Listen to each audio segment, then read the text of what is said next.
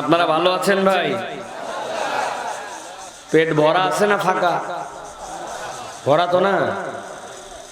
আলহামদুলিল্লাহ। যদি ফাঁকাও থাকে সমস্যা নাই, ইনশাআল্লাহ কোরআনের যে বয়ান ইনশাআল্লাহ করা হবে। আপনার পেট না ভরলেও ইনশাআল্লাহ আল্লাহর কালাম দিয়ে মন ভরবে ইনশাআল্লাহ। দুনিয়ার মানুষ যদি একটু অ্যানালাইসিস করে দেখে, পেটের জোরওয়ালা সারা পৃথিবীতেই ছিল। এক পেট না, এক একজন মানুষের পরিবর্তে 5টা পেট নিয়েও ইসলামের বিপক্ষে আসছিল। কিন্তু ইসলাম একজন করে অন্তরওয়ালা লোক নিয়ে ময়দানে হাজির হয়েছিল। ওহুদে হাজির হয়েছিল 3 শতাধিক, আর তারা ছিল 1000। 3 পেট এগেনস্টে একটা। বদরে ছিল আরো বেশি, খন্দকে ছিল আরো হিসাব ছাড়া, তাবুকে ছিল অজস্র। কিন্তু আল্লাহ রাব্বুল আলামিন পেটের বিজয় দেন নাই, অন্তরওয়ালা যে কয়টা আসছিল ওই ঈমানের জজবাতে মুসলমানের সামনে একটা শক্তিও দাঁড়াতে পারে না, ঠিক কি না? সুতরাং আমাদের পেট তো সব জায়গায় পড়ে। সকাল থেকে তো কম গরুর গোশত দিয়ে ভাত খাইলেন না, খাইছেন না? কিন্তু যে কয়টা লোক গরুর গোশত দিয়ে ভাত খাইছিল, দাওয়াত দিছিল, একজনের পোলাপান সবগুলারে নিয়ে আসছিলেন, ও কয়টা লোক কি মাঠে আসছে? হিসাব করেন, গুনেন। তার মানে পেট ভরার জন্য লোকের অভাব নাই। কোরআন শুনে অন্তরকে কোরআনের রঙে রাঙানোর মতো লোকের যথেষ্ট অভাব আছে, ঠিক কি না? প্রিয় ভাইরা, যা খাবো এগুলো সব বাথরুম হয়ে যাবে, শেষ। কিন্তু কোরআন থেকে যা নিবেন রূহের মধ্যে থেকে যাবে, এটা জান্নাতের দিকে আপনাকে আগায় দিবে। অতএব জান্নাতে যাওয়ার কারবার একটু করা দরকার আছে। দিন তো শেষ হয়ে যাচ্ছে প্রতিদিন। বলি তো বয়স বাড়ছে, বেটা তোর থেকে আমি বড়। আসলে আপনি ওর থেকে ছোট, কারণ আপনি মরার দিকে আগাইছেন। ওর এখন পর্যন্ত আপনার পরে আসার কারণে আরো বেশি সম্ভাবনা আছে, ঠিক কি না? আমাদের বয়স বাড়ে না, বয়স আসলে কমে যায়। এই জন্য প্রিয় ভাইয়েরা, আল্লাহ রাব্বুল আলামিনের কোরআন শোনার জন্য যারা আমরা আসছি, আমরা বড় সৌভাগ্যবান মানুষ। এই কোরআন শুনতে যারা আসে, আল্লাহ রাব্বুল আলামিন তাদেরকে মাফ করে দেন। সুবহানাল্লাহ বলেন। কোন একটা লোকের কাছে এসে বলছেন, ভাই 500 টাকা দাও তো ভাই। আপনি 500 টাকা তারে দিয়ে দিচ্ছেন, অথবা আপনার পকেটের থেকে 500 টাকা হারায় গেছে। হারায় যাওয়ার পর আপনি বলতেছেন, এই বছর আমার যাকাত ফরজ হয়েছিল তো, যে এই টাকা হারায় গেছে, পকেটের থেকে কাটাকাটি দিলাম, যাকাতের থেকে এটা গেছে। যাকাত আদায় হবে? এটা কথা বলেন, যাকাত আদায় হবে? জোহরের নামাজে মসজিদে দাঁড়াইছে, আপনি কোনো কথা নাই, বলা নাই, কিচ্ছু নাই, যাই ইমাম সাহেবের পিছনে আপনি দাঁড়ায় গেছেন ঝরমর করে। আপনি কি জন্য দাঁড়াইছেন? এটা কি সুন্নত না ফরজ? এটা ফজর না জোহর? কিছুই বলেন নাই, যাই দাঁড়ায় গেছেন ইমাম সাহেব। আপনার জোহরের নামাজ হবে? কথা বলেন, হবে? আপনি যদি রোজার জন্য নিয়ত না করেন, অধিকাংশ ফুকাহে কেরামের মত, রমাদানের রোজার প্রত্যেক দিনের আলাদা আলাদা আপনাকে নিয়ত করতে হবে। জাওয়ালের আগে, সূর্য হেলে যাওয়ার আগে আপনার নিয়ত করতে হবে, নাহলে আপনার রোজাই হবে না। সব কিছুর নিয়ত লাগে, কিন্তু একটা এক্সেপশনাল আমল, যে আমলে অতটা নিয়ত দরকার হয় না। কতগুলা মানুষ নিয়ত করে মাহফিলে আসছে, আর কতগুলা মানুষ বাইরে ঘোরাফেরার নিয়তে আসছে, যে অন্যদিন তো বাড়ির থেকে বের হতে দেয় না, আজকে রাত 10টা পর্যন্ত বাইরে থাকবো, চল দোস্ত যা আছে কপালে, পাথারের মধ্যে যাই বিড়ি খাবো আজকে। আছে না এই পার্টি? জানি আমরা আছে। কতগুলো আসছে পাপড় ভাজা বিক্রি করার জন্য। মাহফিলে যত লোক, ওয়াজ হোক কি না হোক, কালেকশন হোক কি না হোক, বক্তা কিছু বলিক কি না বলুক, ওর যদি জিলাপি বিক্রি হয় আর পাপড় বিক্রি হয়, ওই খুশি। ওই আসছে পাপড় বিক্রি করার জন্য, ঠিক কি না? কিন্তু এই মাহফিলে যে পাপড় বিক্রি করতে আসলো, যে সোনার নিয়ত ছাড়াও আসলো, আল্লাহ রাব্বুল আলামিন এই মাহফিলগুলোকে, মাজালিসুজ জিকিরকে এক্সেপশনাল করেছেন। আপনি নিয়ত ছাড়া যাকাত আদায় হয় না, নিয়ত ছাড়া রোজা হয় না, নিয়ত ছাড়া সালাত হয় না। কিন্তু নিয়ত নাই, কিন্তু তারপরেও মাহফিলের আশপাশে চলে আসছে, ভ্যান নিয়ে আসছে, গাড়ি নিয়ে আসছে ওয়াজ শোনানোর জন্য। ও বেচারি রিজার্ভে আইছে, কখন আপনি যাবেন উঠে বাড়ি যাবে, অনিয়ত ওয়াজ শোনানো হয়। কিন্তু হুজুর ওয়াজ করার সময় বলছে, বলেন সুবহানাল্লাহ, ও বলছে সুবহানাল্লাহ, লিল্লাহি তাকবীর, আল্লাহু আকবার। মানে মাহফিলের সাথে কোনো না কোনো ভাবে সম্পৃক্ত হয়েছে, নিয়ত নাই। কিন্তু নিয়ত না থাকার পরেও ওই নিয়তওয়ালা যেই লোকগুলা ময়দানে বসেছিল, রাসূলুল্লাহ সাল্লাল্লাহু আলাইহি ওয়াসাল্লাম বলছেন তাদের সাথে আল্লাহ ওই মানুষগুলাকেও মাফ করে দেন। বড় ভাগ্যবান এক মজলিস এইটা। এই মজলিসের সব সময় সবার তাকদীরে হয় না। এইটা আল্লাহ রাব্বুল আলামিন যাদেরকে পছন্দ করেন কেবল তারাই আসতে পারে, কেননা এটা গুনাহ মাফের মজলিস, ঠিক কি না? কিন্তু আমরা আক্ষেপ গুনাহ মাফের মজলিসগুলোকে আমরা এখন কখনো এটা গল্প বলার মজলিস বানিয়েছি, কখনো এটাকে গজল শোনানোর মজলিস বানাইছি, কখনো এটাকে বানাইছি কেবল নিরেট কালেকশনের মজলিস। আমি আপনাদের এই মাঠের এই পোস্টারের কালেকশন দিয়ে যাই। নিয়তে গড়বড় হলে সব শেষ। মৈত্র বড়হর কবরস্থানের উন্নতি কল্পে তাফসীরুল মাহফিল কেমন করে হবে? কবরবাসী তো সব কবরের ভিতর চলে গেছে, ওদের আবার কি উন্নতি? আপনার নিয়তে ভেজাল আছে। মানে আপনি লোক জড়াইছেন যে আরো 10টা টাকা উঠবে, কবরস্থানের মাটি উঁচু করব, সাইড দিয়ে পাকা করব, প্রত্যেকের কবর বান্ধাবো। এই যদি আপনার মাহফিলের নিয়ত হয়, এই মাহফিল থেকে আপনি কিচ্ছু পাবেন না। আপনার নিয়ত হবে এলাকার মানুষকে দিন শিখাবো, ইসলাম শিখাবো, বেনামাজিকে নামাজি বানাবো, আল্লাহর পথে নিয়ে আসবো, কোরআনের মহব্বত তৈরি করব। ফাঁকে যদি কেউ পকেটের থেকে কিছু দিল কবরস্থানের জন্য ভালো, না দিলেও আমাদের সমস্যা নাই। আপনার নিয়ত ঠিক আছে, আর নিয়তই যদি করেন কবরস্থানের উন্নতি কল্পে মাহফিল, কিয়ামত পর্যন্ত করলেও আপনি সওয়াব পাবেন না। কথাটা অনেক বড় হলো হয়তো, সমস্যা নাই, কিন্তু যা সত্য কথা এটা বলা লাগবে, ঠিক কি না? নিয়ত ঠিক করা লাগবে আপনার। নিয়ত না ঠিক করলে হবে না। আমরা নিয়তে অগরবগর করে ফেলছি, অল্প একটু কথার দ্বারা নিয়ত শেষ হয়ে যায়। এই উম্মতের সবচেয়ে বড় দামের নাম হচ্ছে নিয়ত। সুবহানাল্লাহ বলেন। হযরতে নূহ আলাইহিস সালামের সময় একজন নিয়ত করছে, আগামী কালকে সকালে যদি আব্দুল জব্বাররে পাই, ঠাড়ায় দুটা থাপ্পড় দিব, যা আছে কপালে, ডানে একটা বামে একটা। নিয়ত করছে আজকে রাত্রে আগামী সকালে যদি পাই তাহলে থাপ্পড় দিবে। ন্যায় অন্যায় পরের মামলা। যদি এই নিয়ত করে আর ওইটা যদি অন্যায় হয়, ওই যখন নিয়ত করছে এসার পরে তখন তোর গুনাহ লেখা শুরু হয়ে গেছে। আগামী শুক্রবার দিন একটা সিনেমা দেখবো। মূসা আলাইহিস সালামের উম্মত যদি নিয়ত করত আজকে শুক্রবার আগামী শুক্রবারে দেখবে, 8 দিন তার আমলনামায় চলমান গুনাহ লেখা হতো। এক্সেপশনাল উম্মত হচ্ছেন আপনারা, আমরা যদি আজকে নিয়ত করি যে পুরা পৃথিবী আগুন দিয়ে জ্বালায় ফেলবো, আল্লাহ কিচ্ছু বলবেন না। ও নিয়ত করছে, ওটা যদি বাস্তবায়ন করে তখন তার গুনাহ লেখা হবে, কতটুকু যতটুকু করছে ততটুকু। কিন্তু আপনি যদি আজকে নিয়ত করেন, আল্লাহ আমি তোমার ঘরে যাওয়ার নিয়ত করলাম, আমি হজ করব, আপনি জীবনে হজ নাও করতে পারলে আপনার এই নিয়তের কারণে আল্লাহ কিয়ামতের দিন হয়তো আপনাকে হজের সওয়াব দিয়ে দিবে। এটা নিয়তের দাম। অতএব নিয়ত বোঝা লাগবে। অল্প একটুতে অগরবগর হয়ে যাবে, আমল বরবাদ। এত পরিশ্রম করলেন, 2 লাখ টাকার গরু খাইলেন, সব শেষ। এইজন্য নিয়ত বিশুদ্ধ করেন। আল্লাহ রাব্বুল আলামিনের কোরআন শুনতে আসছে, বাস আল্লাহ রাব্বুল আলামিন কোরআন থেকে আমল করার নিয়তে আমরা এখানে হাজির হয়েছি। নিয়ত ঠিক করে নেন এখন। রাজি তো ইনশাআল্লাহ? রাজি তো ইনশাআল্লাহ? তবে আপনাদের জন্য আনন্দের সংবাদ আছে প্রিয় ভাইরা, যারা আজকে মুরব্বী আছেন, যাদের বয়স 35 বছরের উপরে, আপনাদের জন্য গণ ছুটি ঘোষণা করা হলো। অনেক ওয়াজ শুনছেন আপনারা এই পর্যন্ত, আপনারা ইচ্ছা করলে বাড়ি চলে যেতে পারেন, কোনো আপত্তি নাই, ভালো না লাগলে চলে যান। কিন্তু যাদের বয়স ইয়াং, যারা আমাদের বয়সী 35-এর কাছাকাছি, এই মানুষগুলোর জন্য আজকে কিছু কথা বলা হবে। আপনার মন টানুক বা না টানুক, আপনার ভালো লাগুক বা না লাগুক, আপনার থাকতে ইচ্ছা হোক বা না হোক, কোনো অজুহাত নাই। আমি যতক্ষণ থাকবো আপনারা থাকা লাগবে ততক্ষণ। রাজি আছেন তো? আল্লাহ রাব্বুল আলামিন কবুল করুক, বলেন আল্লাহুম্মা আমিন। প্রিয় ভাইরা, আল্লাহ রাব্বুল আলামিন, আজকে দীর্ঘ কথা হবে, লম্বা কথা, তাড়াতাড়ি ছেড়ে দিচ্ছি না আপনাদেরকে, এত সহজ না। আল্লাহ রাব্বুল আলামিন আমাদেরকে যতভাবে সম্মানিত করেছেন, আল্লাহ রাব্বুল আলামিন উম্মতকে, এই উম্মতে মুহাম্মাদীকে যতভাবে সম্মানিত করেছেন, আল্লাহ রাব্বুল আলামিন দুইটা দিক দিয়ে আমাদেরকে অনন্য সম্মান দিয়েছেন। একটা হচ্ছে আল্লাহ রাব্বুল আলামিন এই উম্মতের জন্য আল্লাহর পক্ষ থেকে কালামুল্লাহ দিয়েছেন, কোরআন দিয়েছেন। আল্লাহ এই উম্মতকে কোরআন দিয়ে সম্মানিত করেছেন। সুবহানাল্লাহ বলেন। কোরআন হচ্ছে আমাদের জন্য সম্মানের কারণ।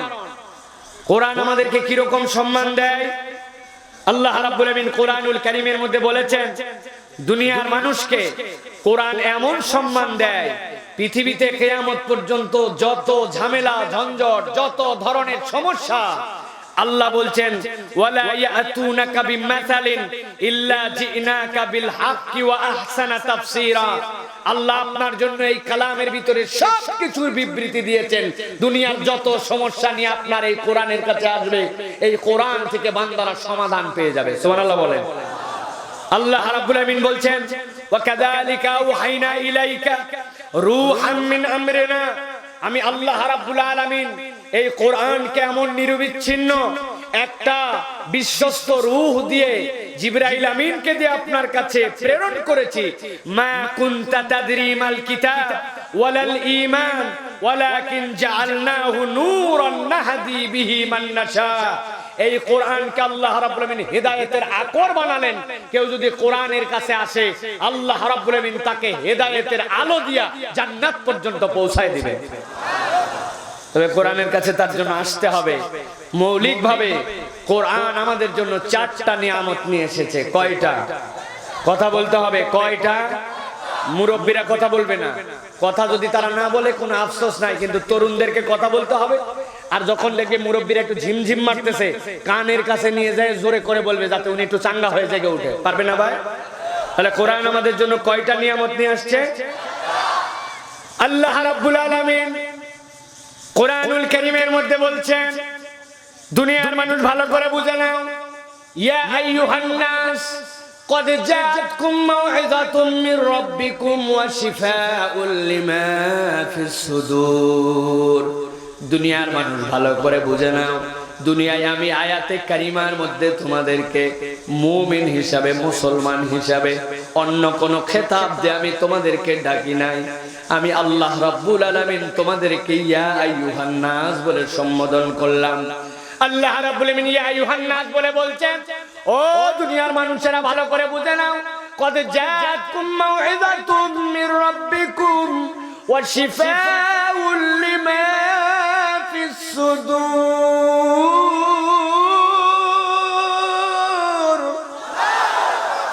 ও দুনিয়ার মানুষ, আমি আল্লাহ রাব্বুল আমিনের পক্ষ থেকে তোমাদের কাছে একটা মাউইযা আসছে।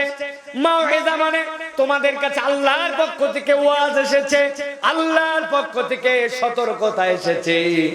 মাউইযা মানে আল্লাহর পক্ষ থেকে তোমাদের কাছে একটা প্রেসক্রিপশন এসেছে।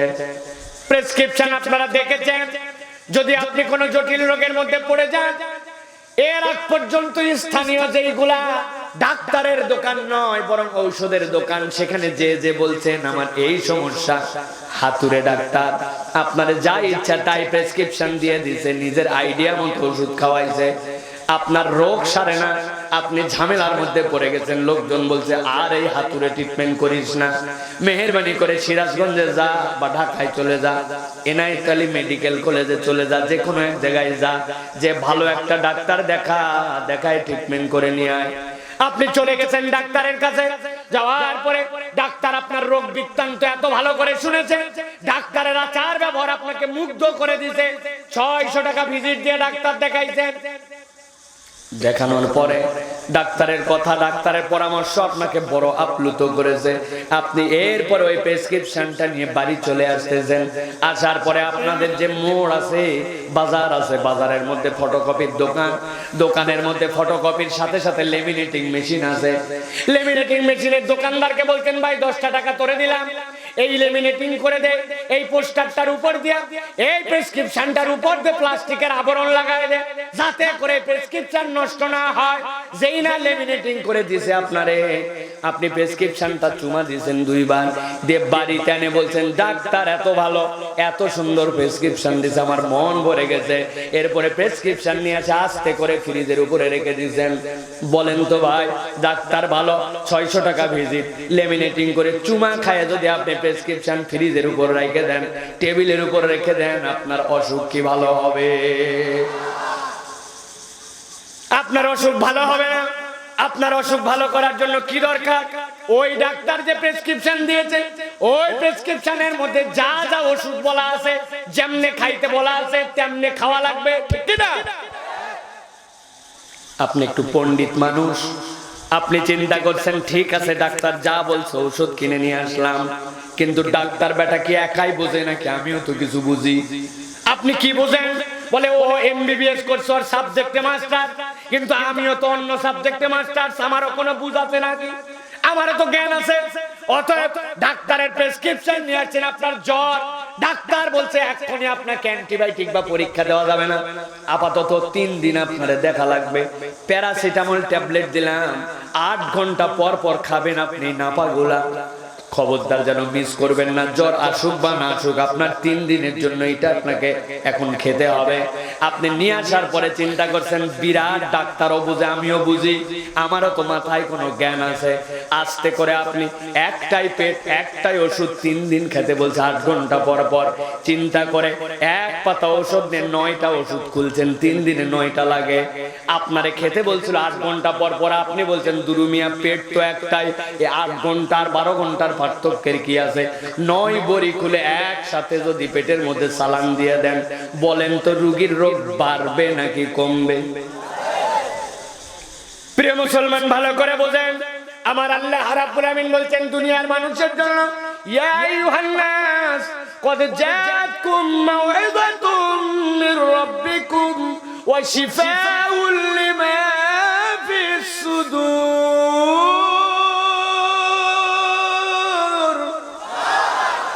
ও দুনিয়ার মানুষ, আমি রব্বুল আলামিন তোমাদের জন্য এই কোরআনের মধ্যে 1 নম্বর নিয়ামত দিলাম মাউইজা, তোমাদেরকে একটা প্রেসক্রিপশন দিলাম। ওইখানে আমি তোমাদের জন্য মুমিন মুসলমান ইমানদার একটা কিতাব ব্যবহার করে নাই, কিতাব ব্যবহার করেছি আইয়ুহান নাস, দুনিয়ার বুকে যারা নিজেদেরকে মানুষ দাবি করবে, আমি আল্লাহ বললাম যদি কোরআনের কাছে আসে কোরআন তাকে একটা দিক নির্দেশনা দিবে। সুবহানাল্লাহ।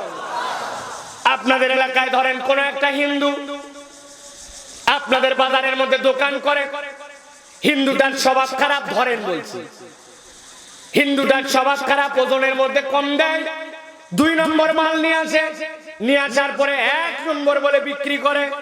চিৎকার করে উত্তর দেন তো, যদি কোনো হিন্দু ওজনের মধ্যে কম দেয় আর যদি 2 নম্বর মাল নিয়ে এসে 1 নম্বর বলে বিক্রি করে, ও কি খারাপ হিন্দু নাকি ভালো হিন্দু? খারাপ হিন্দু। এখন একটা খারাপ হিন্দু ধরেন ঈমান আনবে না, ইসলাম গ্রহণ করবে না, কিন্তু ভালো হিন্দু হতে চায়, কি করবে সে? আমার আল্লাহ কোরআনের মধ্যে বলছেন, ও হিন্দু রে, তুই যদি একজন ভালো মানুষ অন্তত হতে চাস, আমি আল্লাহ ইয়া আইয়ুহান নাস বলে তোকেও ডাক দিলাম কোরআনের কাছে আয়। কোরআন বলছে ওয়াইলুল লিল মুতাফফিফিন, ওজনের পাল্লা আর মাপ যেইটা দিচ্ছ মিজানের পাল্লা এইটার মধ্যে কম বেশি করো না, এইটা যদি করো তুমি ভালো মানুষ হতে পারবে না। কোরআন যদি ওই হিন্দুকেও বলে তুমি যদি একজন আদর্শ হিন্দু হতে চাও, ভালো হিন্দু হতে চাও, কোরআন তোমাকে দিক নির্দেশনা দিবে। অতএব মানুষ হিসাবে হিন্দু কোরআন থেকে নসিহত পাবে, ঠিক কি না? আপনাদের এলাকায় কতগুলা যুবক ছিল, যার মধ্যে ধরেন একজন হিন্দু যুবক বন্ধু বান্ধবের সাথে যখন প্রথম মিশে, এক বন্ধু একজন বিড়ি কিনছে, কেনার পরে সিগারেট ধরানো মাত্র বলছে খবরদার আমার পাশে সিগারেট খাবি না, আকে যা। কেন? কয় আমার সিগারেটের গন্ধ সহ্য হয় না, সিগারেটের গন্ধ শুনলে আমার ভিতরে কাশি হয়। বন্ধু বলছে বাবা এত ভিআইপি তুমি? বলছে হ্যাঁ, আমি খাইতে পারি না, কি করব, সিগারেটের গন্ধ শুনলে আমার কষ্ট হয়। কিন্তু খারাপ বন্ধুর সাথে থাকতে থাকতে 1 দিন 2 দিন 3 দিন 5 দিন পরে দেখা যায় যে এটা সিগারেটের গন্ধ সহ্য করতে পারতো না, এখন ওই সাথে থাকতে থাকতে যেইটা আজকে সিগারেট কিনছে, ওই যেইটার সহ্য হইতো না ওইটার বিড়ি ধরানো দেখে এখান থেকে ডিক্লেয়ার দিছে তোর খাওয়ার পরে আমি কিন্তু ফার্স্ট কল। মানে তোর ঠোঁটের থেকে নামার পরে অন্য কোনো বন্ধুর আগে আমারে টানতে দেওয়া লাগবে। বিড়িখোরের সাথে থাকতে থাকতে এরকম বিড়িখোর তৈরি হয় কিনা?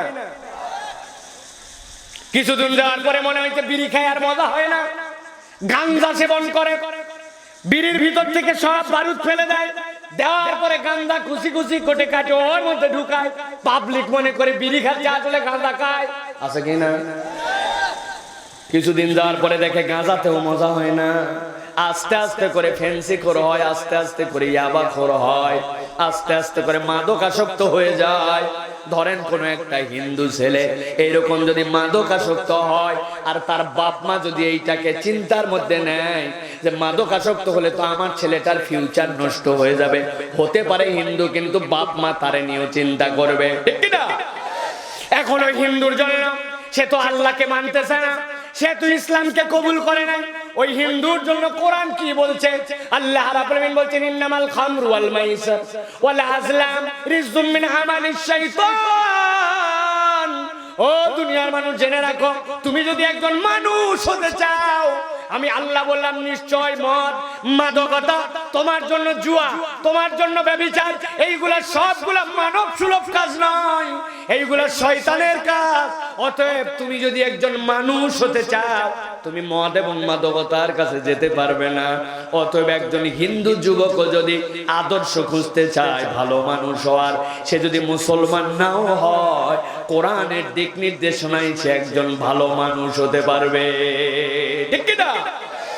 এই জন্য আমার আল্লাহ রাব্বুল আলামিন বলছেন ইয়া আইয়ুহান নাস কদ জাআতকুম মাউইযাতুম মির রাব্বিকুম। তোমাদের কাছে তাহলে এক নম্বর নিয়ামত হচ্ছে কোরআন, আপনার আমার জন্য প্রেসক্রিপশন, মনে থাকবে। দুই নম্বর নিয়ামত আল্লাহ রাব্বুল আলামিন বলছেন ওয়া শিফাউল লিমা ফিস সুদূর। এই কোরআন হচ্ছে তোমার আমার জন্য অন্তরের ডাক্তারি। দুনিয়ায় যদি আপনার স্কিনের প্রবলেম হয়, আপনি স্কিন বিশেষজ্ঞর কাছে চলে যান। আপনার যদি গর্ভবতী স্ত্রী থাকে, তাহলে তার জন্য প্রসূতি বিদ্যার যে পারদর্শী, তার কাছে আপনি ডাক্তার দেখাতে চলে যান। হাড্ডি যদি ভেঙে যায়, হাড় জোড়ের ডাক্তার আছে কিনা? কিন্তু আপনাদের কি মনে হয়, আপনার আমার যে একটা অন্তর আছে, এই অন্তরের কোন ডাক্তার কি আপনার এলাকায় আছে নাকি? আপনার এলাকায় এরকম কৃপণ মানুষ থাকতে পারে দু একজন, মাহফিলের জন্য, ঈদগার জন্য, কবরস্থানের জন্য 100টা টাকা নিতে গেছেন, বাড়ায় না। বাপরে কিপটার কিপটা 100টা টাকা মাহফিলে দিতে চায় না, আছে কিনা এরকম? আরে কথা বলেন, আছে কিনা? ওই লোকটাই খবর পাইছে, বুঝে ফেলছে যে তার আর বেঁচে থাকার সম্ভাবনা নাই, তার যে অন্তর কল এইটা রুহু চিরেই বেরিয়ে যাবে। কিন্তু সে শুনছে সিরাজগঞ্জে একজন এরকম ডাক্তার আছে, যেই ডাক্তারটা প্রেসক্রিপশন দিয়ে ওষুধ যদি দিয়ে দেয়, ওই ওষুধটা কেবল ডাক্তারের কাছে আছে, ওই ওষুধ খাইলে আপনি আরো 6 মাস বেঁচে থাকবেন। যেই লোক মাহফিলে 100 টাকা দেয় না, ও যদি খালি সংবাদ পায় আর মৃত্যু নিশ্চিত হয়, ও বলবে ডাক্তারে ধরে নিয়ে 2 বিঘা জমি লিখে দিব, তাও আমার জন্য জানি 6 মাস হায়াত বাড়ায় দেয়, ঠিক কি না? তার মানে বোঝা গেল এই অন্তরের একটা দাম আছে, এই কলবের একটা দাম আছে, সব কিছুর ডাক্তারি আছে। কিন্তু আমার আল্লাহ বলছেন তোমার অন্তরের ডাক্তারি নাই। ওই ডাক্তারি কোথা থেকে পাবে? আল্লাহ রাব্বুল আলামিন বলছেন শিফাউল লিমা ফিস সুদূর। আমি আল্লাহ রাব্বুল আলামিন এই কোরআনের মধ্যে তোমার জন্য অন্তরের ডাক্তারিটা রেখেছি। আর নবীজিকে বলেছেন আল্লাহ রাসূল, আপনি আপনার উম্মতের কাছে বলে দেন ইযা সালুহাত সালুহাল জাসাদু কুল্লু ওয়া ইযা ফাসাদাত ফাসাদাল জাসাদু কুল্লু আলা ওয়া হিয়াল কাল। ও দুনিয়ার মানুষ, তোমার অন্তর যদি ঠিক হয়ে যায়, তোমার পুরা শরীর ঠিক, আর তোমার অন্তর যদি নষ্ট হয়ে যায়, তোমার পুরা শরীর ব্যাঠিক। তোমার শরীর ঠিক হওয়ার ব্যাঠিক হওয়ার মানে, তোমার শরীর যদি আল্লাহ ওই অন্তরকে ঠিক না করে ব্যাঠিক হয়ে যায়, তুমি বান্দা যাই হও না কেন, তোমার জান্নাতে যাওয়ার মতো তোমার ফিটনেস আর থাকবে না। ব্যাপারটা একটু ভালো করে বোঝেন। একটা উদাহরণ দিব, আপনাদের কাছে উত্তর নিব। এরপরে আপনাদের এলাকার কোন একটা ছেলে মাস্টার ডিগ্রি পাস, অনার্সে ফার্স্ট ক্লাস পেয়েছে, মাস্টার্সে ফার্স্ট ক্লাস, 6 ফিট লম্বা, দেখতে দারুণ ফর্সা, বুকটা 40-এর কাছাকাছি, নিঃশ্বাসে বিশাল চেস্টওয়ালা, কোন ফৌজদারি কেস তার নামে নাই, পরিবার পরিজন সব ভালো। হঠাৎ করে আপনি একটা সার্কুলার শুনেছেন, সেনাবাহিনীর মধ্যে 2nd লেফটেন্যান্টে লোক নিবে, কমিশন র্যাঙ্কে লোক নেওয়া হবে। সাধারণত সৈনিকে গেলে তার পদোন্নতি অনেক হয় না, কিন্তু এরকম জায়গা থেকে সে কর্নেল পর্যন্ত হয়ে যাবে। সেকেন্ড লেফটেন্যান্টের লোক নেবে, রিকোয়ারমেন্ট হচ্ছে ইন্টারমিডিয়েট পাস হওয়া লাগবে, 5 ফিট 6 ইঞ্চি হাইট হওয়া লাগবে, শারীরিক পরীক্ষার মধ্যে এসে পাস করা লাগবে। ওই ছেলে মাস্টার্স পাস, অনার্সে মাস্টার্সে ফার্স্ট ক্লাস, 6 ফিট হাইট, বুক বিশাল বড়, যা যা রিকোয়ারমেন্ট সবগুলা আছে। ছেলেটা আবেদন করার পরে চলে গেছে সেনা ক্যাম্পের মধ্যে। যেই দিন স্বাস্থ্য পরীক্ষা হবে, সাথে সাথে খালি গা করায়া বলছে হাত দুইটা সামনে দিকে সোজা করে দেন। যেই না বলছে হাত দুইটা সামনে সোজা করেন, টান টান করে সোজা করছে, ডান হাতটা সোজা কিন্তু বাম হাতটা একটুখানি এরকম করে বাঁকা। বলে আমি হাত সোজা করেন, ওই হাত সোজা করছে কিন্তু হাত বাঁকা, মানে হালকা একটু পঙ্গুত্বর কারণে হাতটা একটু বাম দিকে বেঁকা, নোক টোক নড়ে কিন্তু এরকম বাঁকা সোজা হয় না।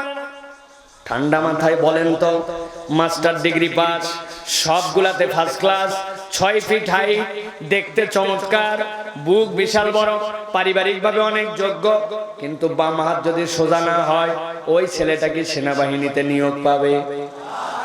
যারা বললেন না বুঝেন নাই, পাবে। ভালো করে খেয়াল করেন, আমার আল্লাহ রাব্বুল আমিন কি বলছেন?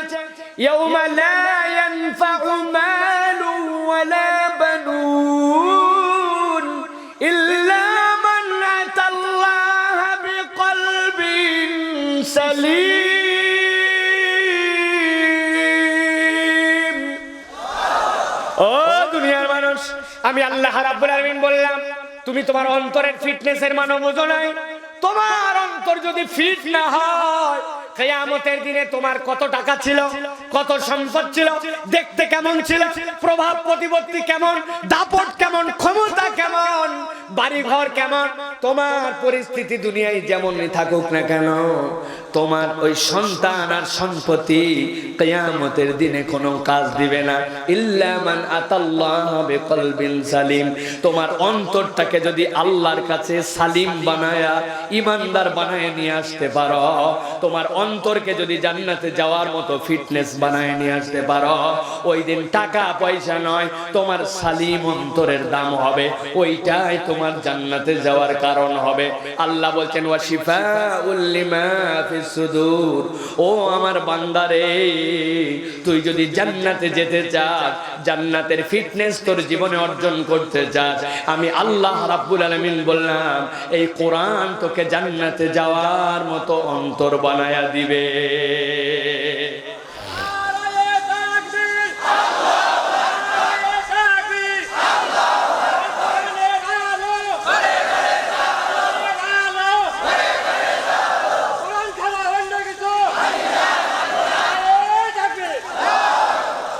তাহলে কোরআন আমাদেরকে দুইটা নিয়ামত দিবে। প্রথম দুইটা ভালো করে বুঝে নেন, ভূমিকার কথা এগুলি, ভিতরে ঢোকার পরে যেন আপনার প্রত্যেকটা কথা অন্তরের মধ্যে ঢুকে যায়। কোরআনের আরো দুইটা নিয়ামত আছে, যেই দুইটা নিয়ামত সাধারণ মানুষের জন্য নয়, ওই দুইটা নিয়ামত হচ্ছে এক্সেপশনাল মানুষের জন্য, অসাধারণ মানুষের জন্য। জিজ্ঞাসা করি আপনাদের কাছে, বলেন তো অসাধারণ মানুষ কারা? কারা? আচ্ছা ঠিক আছে, আল্লাহ রাব্বুল আলামিন কি বলছেন আমরা একটু খেয়াল করি, ভালো করে খেয়াল করেন। আল্লাহ রাব্বুল আলামিন অসাধারণ মানুষের কথা নবীদের মধ্যে বলছেন, রাসূল আপনি যে জিজ্ঞাসা করবেন, আল্লাহ সব জানেন, তারপরেও জিজ্ঞাসা করার মানে ওই মানুষগুলা যেন সচেতন হয়, আল্লাহ কি বুঝাতে চান যেন বুঝতে পারে। আল্লাহ রাব্বুল আলামিন বলছেন, রাসূল আপনি যে জিজ্ঞাসা করেন, কুল হাল ইয়াস্তাবিল্লাযীনা ইয়ালামুনা ওয়াল্লাযীনা লা ইয়ালামুন।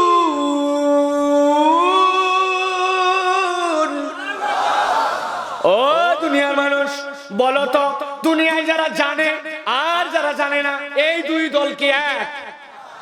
কথা বলতে হবে যুবকেরা, এই দুই দল কি এক? দুনিয়ায় যারা জানে আর যারা জানে না, এই দুই দল কি এক? ফাইসে গেছেন আপনারা। এবার আপনারাই বলছেন দুনিয়ায় যারা জানে আর যারা জানে না, এই দুই দল এক নয়। এবার আপনাদেরকে বলতে হবে এই জানা আর না জানা বলতে আপনি কি বুঝেন? আন্দাজিতে বললেন এক নয়, জানা মানে কি? বলেন হুজুর জানা মানে হচ্ছে এমফিল ডিগ্রি, পিএইচডি ডিগ্রি, বিশাল বড় ইঞ্জিনিয়ার, বিশাল বড় ডাক্তার, বিশাল বড় বিজ্ঞানী, বিশাল বড় গবেষক, তাই নাকি? ভালো করে অন্তরের মধ্যে কথাগুলা ঢুকায় নেন। এই আয়াতে কারিমার আলোকে পুরা পৃথিবীর মানুষ দুইটা পার্টিতে বিভক্ত। পার্টি কয়টা? কথা বলেন কয়টা? পার্টি হচ্ছে দুইটা। একটা পার্টির নাম হচ্ছে অজ্ঞান পার্টি, আরেকটা পার্টির নাম হচ্ছে সজ্ঞান পার্টি। পার্টি তাহলে কয়টা? একটা অজ্ঞান পার্টি আর একটা সজ্ঞান পার্টি। এবার সিরাজগঞ্জের লোক খুশি, হুজুর এতক্ষণ পর বুঝছি অজ্ঞান পার্টি চিনা হালাইছি, ঠিক কিনা? আমাদের এই জায়গায় বিভিন্ন হাট আছে, বিভিন্ন ধরনের তাঁতের হাট হয়, গরুর হাট হয়, বিভিন্ন বড় বড় হাট হয়। এক শ্রেণীর লোক পকেটের মধ্যে এক ধরনের মলম রাখে, রেখে রেখে যেই ব্যাপারীদের কোমরের মধ্যে টাকা থাকে ওদের পিছে ধান্দায় লেগে যায়। কথা বলেন। এক ব্যাপারীরে দেখছে, হ্যাঁ এর কাছে টাকা আছে, হাটের মধ্যে আসছিল কিন্তু তার মন পছন্দ হয় না, এই জন্য জিনিস কিনে নাই, তার মানে টাকা খরচ হয় নাই, লেগে গেছে ওর পিছনে। বেচারি উঠছে বাসের মধ্যে, ও সাথে সাথে যায় উঠে পড়ছে বাসের মধ্যে। উঠে পড়ে ওই ব্যাপারী যেই জায়গায় সিট, উনিও পাশের সিটে বসছে, হাতে 4টা কলা। খানিক দূর যাওয়ার পরে কলা খুলে বের করছে, বের করে বলছে মুরব্বী একটা কলা খান। মুরব্বী বলছেন না না কলা খাবো না আমি, ভাই বাহিরের জিনিস আমি খাই না। সাথে সাথে ওই লোক বলছে আহারে তাহলে তো আমারও খাওয়া হলো না। কয় আরে তোমার কলা আমারে দিলে আমি খাবো না, তোমার আবার খাওয়া হবে না কেন? কয় আমার নিয়ম হচ্ছে আমার পাশে যদি কেউ থাকে উনি যদি না খায় আমি খাই না, থাক খিদা লাগছিল কিন্তু খাবো না। চিটার নাম্বার 1, ধান্দাবাজ, ফান্দে ফেলতে। মুরব্বী ভিতরে ভিতরে চিন্তা করছে হায় রে আমি খেলাম না জন্য আর খাওয়া হবে না, কি কষ্ট রে। খানিকক্ষণ পরে বলছে চাচা ঠিক আছে কলা যেহেতু খাবেন না অন্তত একটা বিস্কুট খাই উদ্বোধন করেন, আমি খাই কলা আমি খাবো। মুরব্বী চিন্তা করছে বিস্কুট খোলা কি না কি দিছে বোধহয়, তার থেকে কলা খাওয়াই তো ভালো। অতএব বলছে দেন থাক বিস্কুট, আপনি এখানে একটা কলা দেন। ওই বদমাইশের বদমাইশ আগেই ইনজেকশন দিয়ে কলার ভিতরে মেডিসিন ঢুকায় রাখছে।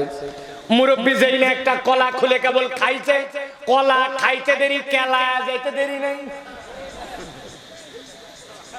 যাওয়ার কথা আর হচ্ছে সামনে কড্ডার মোড়, কিন্তু পার হয়ে গেছে টাঙ্গাইল। জাগে না, এরকম হয় কিনা ভাই? যারা এই কাজগুলা করে ওরাই হচ্ছে অজ্ঞান পার্টি, ঠিক কিনা? আন্দাজি ঠিক বলেন না? হুজুর যা বলে তার সাথে গেলে হো দিয়েন না। এটা দুনিয়ার ভাষায় অজ্ঞান পার্টি, কিন্তু কুল হাল ইয়াস্তাবিল্লাযীনা ইয়ালামুনা ওয়াল্লাযীনা লা ইয়ালামুন, এই আয়াতের আলোকে একটা অজ্ঞান আর একটা সজ্ঞান, এরা সেই পার্টি নয়। কোরআন হাদিসের আলোকে অজ্ঞান পার্টি হচ্ছে তারা দুনিয়ায় যাদের বাড়ি আছে, গাড়ি আছে, নারী আছে, টাকা আছে, পয়সা আছে, অর্থ আছে, বিত্ত আছে, ক্ষমতা আছে, জেল জুলুম অত্যাচার যা ইচ্ছা তাই করতে পারে, কিন্তু এত কিছু করার পরেও তার সাথে যদি আল্লাহ না থাকে, রসুল না থাকে, ঈমান না থাকে, ইসলাম না থাকে, সব আছে কিন্তু ঈমান নাই, কোরআন হাদিসের ভাষায় ওরা হচ্ছে পার্টিতে অজ্ঞান। আরেকটা হচ্ছে সজ্ঞান পার্টি।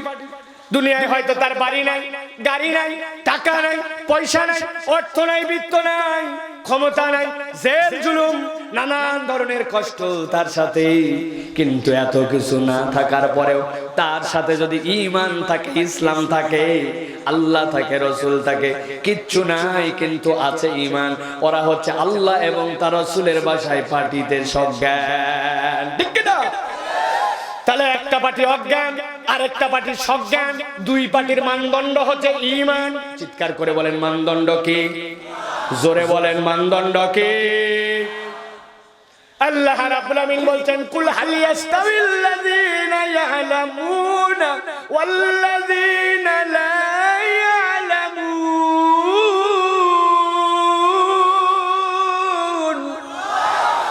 ও দুনিয়ার মানুষ, আমি আল্লাহ রাব্বুল আলামিন বললাম দুইটা নিয়ামত জেনারেল আর দুইটা নিয়ামত এক্সেপশনাল।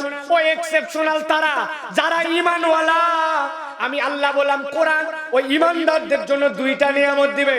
কি নিয়ামত? আল্লাহ বলছেন হুদাউ ওয়া রাহমাতুল লিল মুমিনিন। আমি আল্লাহ রাব্বুল আলামিন এক নম্বর নিয়ামত কোরআন থেকে দিব আমার ঈমানদারদের জন্য হুদা। হুদা মানে কি? হুদা মানে হচ্ছে এমন একটা রাস্তা যেই রাস্তাটা আপনার সামনে থেকে শুরু হবে, আপনাকে জান্নাতুল ফেরদাউসে নিয়ে নামায় দিবে। যেই রাস্তাটা এই পথ দেখাবে আপনার জন্য, ওইটাই হচ্ছে কোরআন।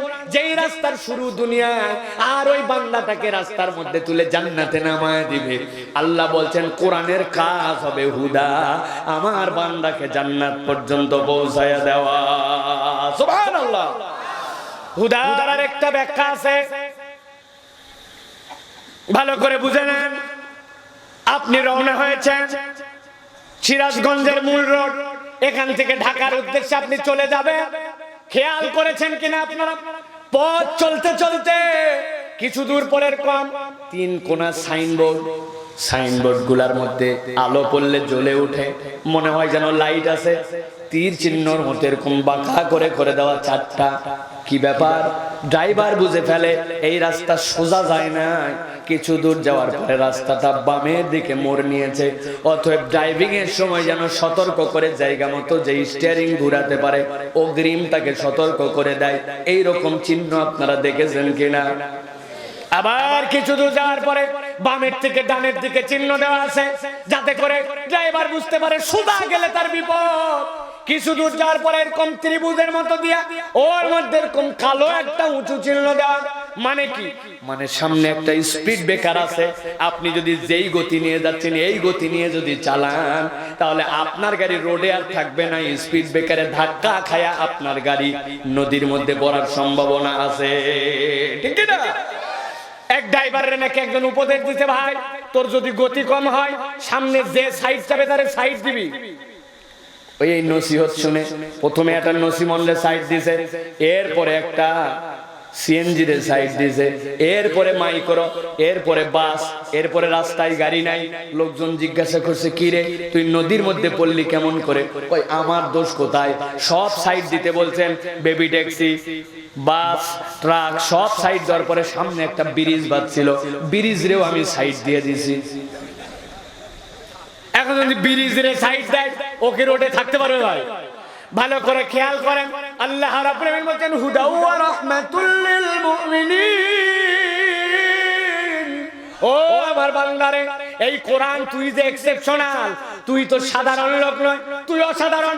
এই কোরআন তোর জন্য জান্নাতের রাস্তায় কেবল দেখাবে না, ডান বাম দেখায় কখন জোরে যাওয়া লাগবে, কখন আস্তে যেতে হবে, কখন তোর গতি কেমন হবে, কখন কারে সাইড দিবি কারে সাইড দিবি না, সবগুলো আল্লাহ রাব্বুল আলামিন শিখায়া দিয়া তার বান্দাকে জান্নাতে যাওয়ার জন্য সহজে রাস্তা বাতলায় দিয়েছেন। ওইটার নাম হুদা, আর ওইটাই হচ্ছে কোরআন। কদ জাআতকুম মির রাব্বিকুম, তোমার রবের কাছে ঈমানদারের জন্য এসেছে। সুবহানাল্লাহ। এবার 4 নম্বর নিয়ামত আল্লাহ রাব্বুল আলামিন বলছেন, 4 নম্বর নিয়ামত হচ্ছে রাহমাতুল লিল মুমিনিন। যারা ঈমানদার হবে তাদের জন্য এই কোরআন হবে রহমত। বলেন কোরআন কি হবে? রহমত মানে কি ভাই? রহমত মানে তো আমাদের কাছে একটাই, কেবল রহমত মানে দয়া, রহমত মানে অনুগ্রহ, তাই তো প্রিয় ভাইরা। এই দুইটা অর্থ ঠিক আছে, কিন্তু কোরআনে যেখানে রাহমাতুল লিল মুমিনিন বলা হবে, বুঝে নিবেন আল্লাহ এখানে ভিন্ন একটা অর্থ ব্যবহার করেছেন। এই রহমত মানে হচ্ছে আলো। রহমত মানে কি? বলেন, মুখ খুলে বলেন, রহমত মানে কি? আলো। একটা উদাহরণ না দিলে রহমত আপনার জন্য কেমন আলো আপনি বুঝবেন না। স্যার, আমাদের মুরব্বী আছেন, এই গ্রামে যখন প্রথম ইলেকট্রিসিটি আসলো, কারেন্ট আসলো, আপনার বাড়িতে যখন কারেন্টের লাইন নিছেন, মনে আছে কিনা আপনাদের?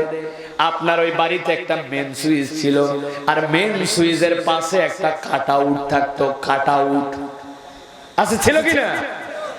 বড় এক কাট আউট। আশপাশের সব বাড়িতে কারেন্ট আছে, আপনার বাড়িতে কারেন্ট নাই।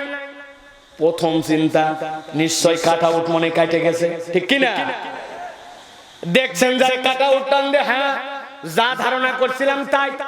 ভিতরে দেখে মাথার থেকে ও মাথার তার নাই, পুড়ে গেছে। সাথে সাথে তার নিয়ে এসে দাঁত দিয়ে ছেলে ছিলার পরে আস্তে করে পেঁচায়, এই মাথা লাগায়, এই মাথা লাগায়। লাগানোর পরে যদি কাটা উঠা আবার লাগাই দেয়, সাথে সাথে আবার বাড়ির মধ্যে আপনার বিদ্যুৎ চলে আসে। ঠিক বলতেছি তো? এখন কাটা উঠ যেই জায়গায় আছে, ঘর তো অন্ধকার, ওই জায়গায় তো কাটা উঠ লাগানো লাগবে। আপনার পিচ্ছে এক ছেলে আছে 8-10 বছরে, বলছে এদিকে আইবা, এই টর্চ লাইট ধর। ওই জায়গায় কিন্তু সাংঘাতিক, নখ যদি ভুল করে ভিতরে ঢুকে যায় তাইলে কিন্তু বড় অ্যাক্সিডেন্ট হয়ে যাবে। তুই টর্চ ধরে থাকবি, আমি কিন্তু কাটা উঠটা লাগাবো। বাপ গেছে কাট আউট লাগানোর জন্য চেয়ারের উপরে, বিছনার উপর চেয়ার, চেয়ারের উপর দিয়ে কাট আউট লাগাবে। আল্লাহর কি কাজ, যেহেতু ঘরের মধ্যে আলো নাই, মশা তখন খুব ভ্যান ভ্যান করে। হঠাৎ করে কাট আউট যেই না লাগাবে, হাতের এই জায়গায় বসে এক মশা বাম হাত দিয়ে সাটায় দিছে নিজের হাতের মধ্যে নিজে। যেই না মারছে, এখন মশা মারার সময় তো হাত নড়ে গেছে। যেই না হাত নড়ছে, বাপ তো ওই জায়গায় কাট আউট লাগানোর মধ্যে আছে। বাপ তো চিন্তার মধ্যে পড়ছে, এক্ষুনি তো গেছিল না, ঠিক করে দাও। বলছে আব্বা মশা, কই মশা তো তাই কি গাধা, এক মশা কামড়ালে কি হয়, এক্ষুনি যদি ভিতরে আমার নখ যাইতো, আমার তো দুনিয়ার দিকেই নাই আমি, ঠিক কিনা? অতএব সামান্য একটুখানি একটা লাইট আপনি ধরতে দিচ্ছেন, কিন্তু মশার কারণে আপনার হাত নড়ে যেতে পারে, এটাও একটা লাইট। আরেকটা লাইটের কথা বলি, খেয়াল করেন। যারা আপনারা কখনো দাঁতের ডাক্তার দেখাতে গেছেন, চোখ কান নাকের ডাক্তার দেখাতে গেছেন, অথবা কোনোদিন কোনো কারণে অপারেশন থিয়েটারে গেছেন, যেখানে ডাক্তারের সার্জনরা অপারেশন করে, ডাক্তারদের কাছে একটা ভিন্ন ধরনের টর্চ থাকে, এইরকম বেল্ট কপালের সাথে বেঁধে দেওয়া। এই বেল্টটা আস্তে করে পিছন পর্যন্ত টানা, আর এই কপাল এই বরাবর একটা টর্চ লাইট লাগানো। দুনিয়ার কারো ওই টর্চ লাইট ধরা লাগে না। ডাক্তারের যেই জায়গায় নজর দেওয়া লাগে, কেবলমাত্র ডাক্তারের মাথা নড়ে, চোখ নড়ে, সাথে সাথে ওই জায়গাতেই আলো পড়ে, ঠিক না? ভালো করে খেয়াল করেন, আল্লাহ রাব্বুল আমিন বলছেন হুদাউ ওয়া রাহমাতুল লিল মুমিনিন।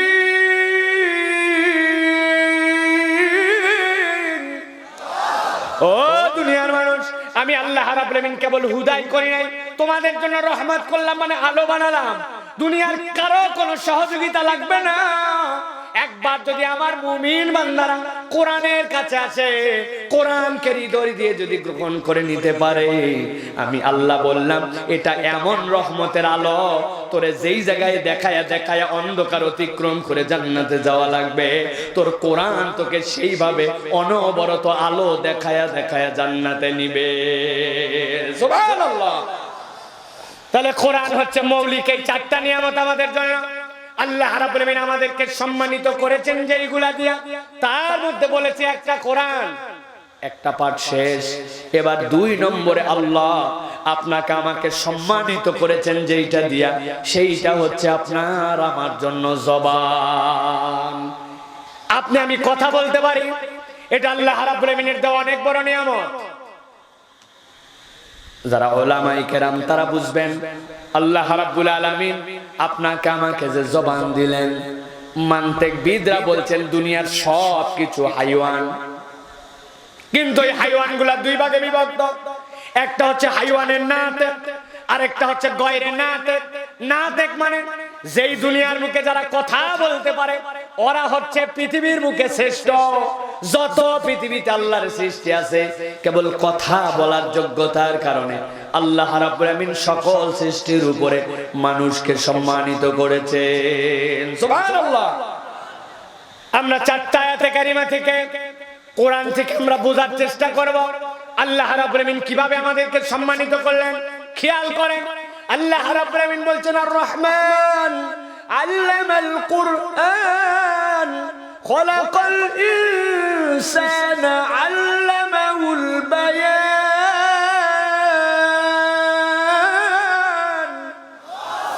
আমার আল্লাহ রাব্বুল আমিন বলছেন, ও দুনিয়ার মানুষ, আমি আল্লাহ রাব্বুল আমিন রহমান হিসাবে আমি তোমাদের কাছে 2টা নিয়ামত দিলাম।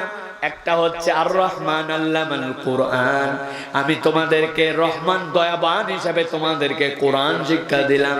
আর কোরআন দেওয়ার পরে আমি রব্বুল আলামিন তোমাদেরকে সৃষ্টি করার পরে তোমাদেরকে জবান দিয়েছি। কথা বলার যোগ্যতাটা রহমানের পক্ষ থেকে সেরা দান। সুবহানাল্লাহ। আমরা যে কথা বলতে পারি এটা আল্লাহ রাব্বুল আলামিনের কেমন নিয়ামত আল্লাহ দ্বিতীয় আয়াতে কারিমার মধ্যে সেটা বুঝাচ্ছেন। এই যে উপরের দিকে তাকায় দেখেন শামিয়ানাটা ঝুলতেছে, শামিয়ানার মাথা দিয়ে সৌন্দর্যের জন্য সুতা ঝুলানো আছে। হেলান দিয়ে কেউ কেউ বসে আছেন বাঁশের মধ্যে, উপরে টিউব লাইট লাগানো আছে। নিচে তাকায় দেখেন আপনার সামনে ঘাস আছে, আপনার গায়ের মধ্যে কত কিছু জামা কাপড় আছে, আপনার ঘর, আপনার জন্য যে ঘর, আপনার জন্য যে চেয়ার, আপনার জন্য যে টেবিল, আপনার সামনে যা কিছু আপনি দেখতে পান, আমার আল্লাহ বলছেন ইউসাব্বিহু লিল্লাহি মা ফিস সামাওয়াতি ওয়া মা ফিল আরদ। আসমান জমিনে যা কিছু আছে সব কিছু তাসবিহ করে আল্লাহর। কার? আল্লাহর। আপনি বুঝতে পারেন না ওই ঘাসটা তাসবিহ করতেছে, ওই বাঁশটা তাসবিহ করতেছে, আপনি বুঝতে পারেন না, কিন্তু আমার আল্লাহ বলছেন সব কিছু তাসবিহ করে, আমি আল্লাহ বুঝি। তবে আমি আল্লাহ মানুষকে জবান দিয়েছি, ওই জবান দেওয়ার পরে এই জবানটা এত দামি, এত দামি, যখন বান্দা তাসবিহ করে অপর বান্দা বুঝতে পারে, বান্দা তাসবিহ করে ফেরেশতা বুঝতে পারে। আল্লাহ রাব্বুল আলামিনের কথা কালাম, ওইটা বান্দা তার জবান দিয়ে যখন উচ্চারণ করে, এক বান্দা আরেক বান্দাও বোঝে, ফেরেশতাও বোঝে, আল্লাহ তো বোঝেই বোঝে। দুনিয়ার সব মাখলুকাত পর্যন্ত ওই বান্দাটার জন্য আল্লাহর কাছে দোয়া করে। সুবহানাল্লাহ। আমরা কথা বলি কেমন করে? কথা বলা কোনো ব্যাপার নাকি? ছোটবেলার থেকে প্রথমে মাম্মাম মাম্মাম বলতে শুরু করে, এরপরে এ কথা সে কথা, 2 বছরে যে কথা বলে ফেলে। বিষয়টা তো সোজা নয়। আপনি যখন কথা বলার জন্য চেষ্টা করেন, আপনার এই লাং থেকে তখন অক্সিজেন আপনার গলার মধ্যে যায়, যাওয়ার পরে আপনার এই কণ্ঠনালীর মধ্যে 2টা লরেন্স আছে, ওইগুলা যখন এখানে প্রকম্পিত হয়, সিগন্যাল কমপ্লিট, প্রত্যেক সেকেন্ডে 200 বারের উপরে সেইটা কাঁপে। কাঁপার পরে ব্রেনে সিগন্যাল পাঠায়, ঠিক আছে, ব্রেন জিওবাই পাঠায়, জিওবা ঠোঁটে পাঠায়, সবগুলা কমপ্লিট করার পরে 1 সেকেন্ডের মাইক্রো সেকেন্ডের মধ্যে আপনি আপনার জবান দিয়ে কথা বলতে পারেন। আল্লাহ বলছেন যিনি জবান দিয়ে তোমাকে কথা বলান, তিনি তোমার জন্য বলেছেন খলাকাল ইনসান আল্লামাহুল বায়ান। তিনি তো সেই রব যিনি তোমাকে কেবলমাত্র সৃষ্টি করেন নাই, তোমাকে জবান দিয়ে বড় বেশি মর্যাদাবান করেছেন। আল্লাহ রাব্বুল আলামিন এরপরে আয়াতে কারিমার মধ্যে বলছেন ওই জবান যাদেরকে দিলাম তারা যেন একটু চিন্তা করে। কি চিন্তা করে? আল্লাহ রাব্বুল আলামিন বলছেন আলাম নাজআল লাহু আইনাইন ওয়া লিসানান ওয়া শাফাতাইন ওয়া হাদাইনাহু নাজদাইন।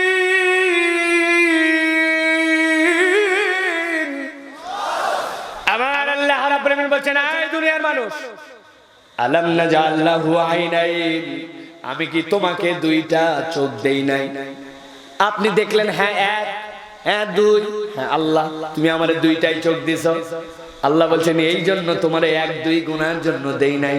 বান্দা একটু মাথা খাটাও, আমি তোমারে যে 2টা চোখ দিয়েছি, এই 2টা চোখ তোমার জন্য কত বড় নিয়ামত। 2টা উদাহরণ ভালো করে মুখস্থ করে রাখবেন। এই যুবক খেয়াল করো,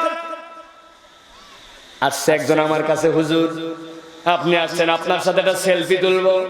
তুল বাবা তুল, তাড়াতাড়ি তুল, তুলে সাইড হ। টিপ দেয়, 1 টিপ 2 টিপ, ওঠে না। কি বিরক্ত, আমারও বিরক্ত, ওরও বিরক্ত। পাশের থেকে একজন বলছে সর তুই। কেন? কই দেখ কি লেখা উঠছে।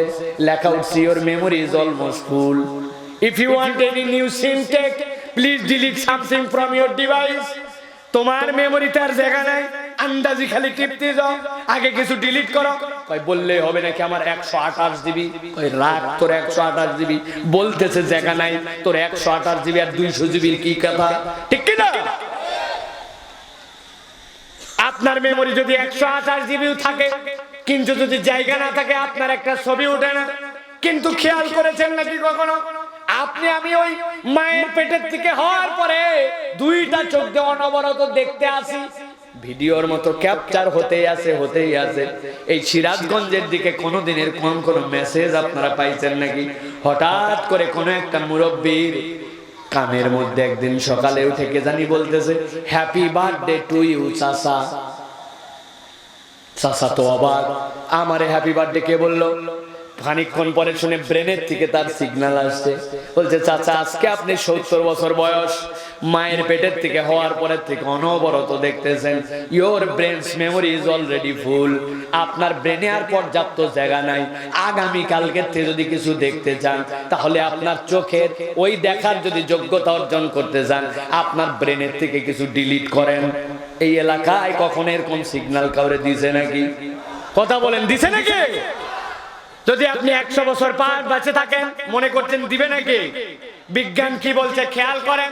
বিজ্ঞান বলছে, if any human being alive in this universe 1000 years without a single second of sleep, এই দুনিয়াতে একটা মানুষ যদি 1000 বছর বেঁচে থাকে, 1 সেকেন্ডও না ঘুমায়, আল্লাহ রাব্বুল আলামিন আপনার ব্রেনের মধ্যে এরকম অসীম মেমোরি সেট করে রেখেছেন। আপনি 1000 বছর বেঁচে 1 সেকেন্ডও যদি না ঘুমান, আপনার ওই ব্রেনের থেকে 5% আপনার খরচ করার মতো যোগ্যতা নাই। এইরকম অসীম ব্রেন দিয়ে আল্লাহ বান্দাকে প্রেরণ করেছে।